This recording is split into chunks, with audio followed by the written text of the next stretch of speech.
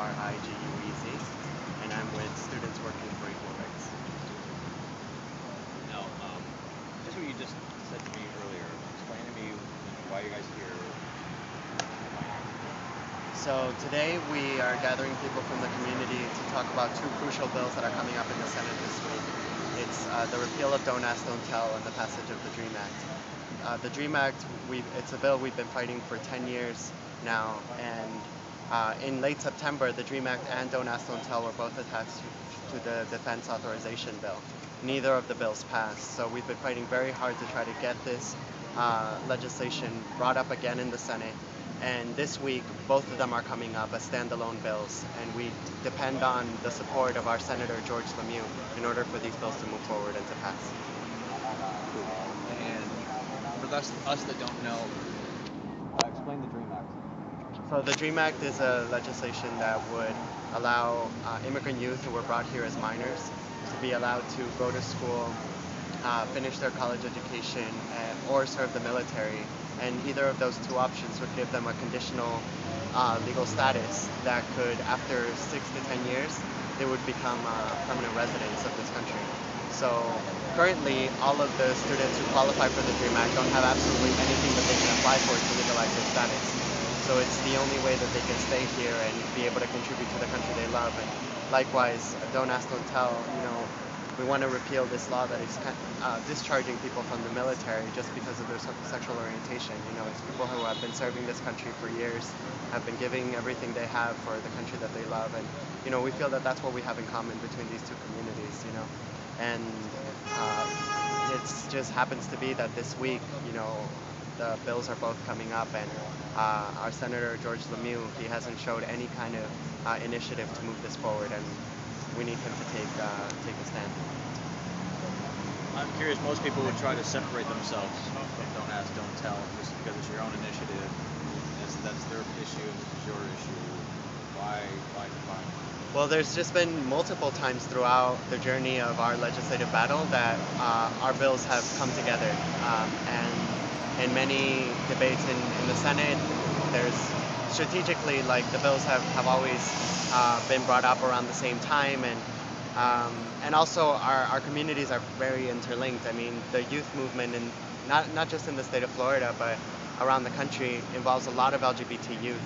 And at our national conferences, we always host an LGBT caucus, and so we know that these are things that are affecting us every single day, and especially the students who qualify for the DREAM Act, who want to serve in the military. It's the same thing, because of their sexual orientation, they would be discharged from service, and all they want to do is contribute to the country they love.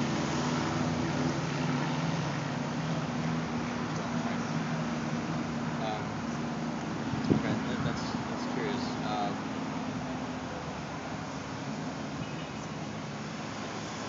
Can we talk about the fate of the bill? What's that? What might be the fate of the bill? Where is it heading? What are the prospects of it? Yeah, it's up to the fight. I mean, at this point, all we can say is, what do you hope to achieve by this? Do you think the message is going to get through? Is there anything that you can do, to persuade, them to see your way versus? Well, I mean, we've been having events almost every day of the week because the vote's coming up. We were successful in getting the bill passed in the House, and right now we're looking at, we need 60 votes in the Senate for it to move forward. The last time the vote came around, there was 57. And so, we know we're very, very close, and people are working around the country to get their senator's support. And I mean, it's been tough. There's been a lot of politics that has played a role in, with the elections, and but we think that there's a very real chance for this to move forward. And the only way we can ever succeed in passing anything is by creating solidarity between our communities rather than allowing ourselves to be divided.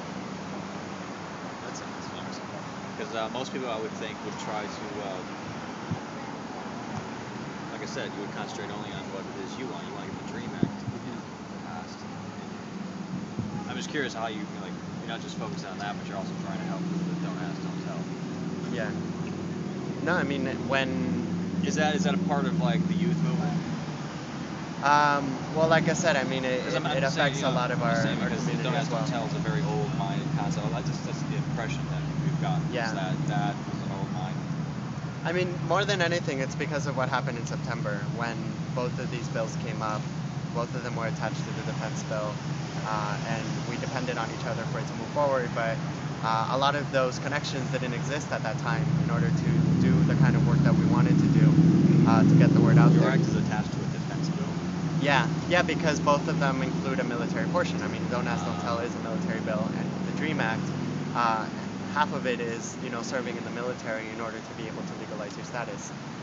So that's how So the there's the three of them connection. ended up in one package. And ever since then, and even from before, like we always felt that there needed to be more unity between the LGBT community and the Latino community and the immigrant community that are working so hard for these bills and have been in this legislative battle for so many years.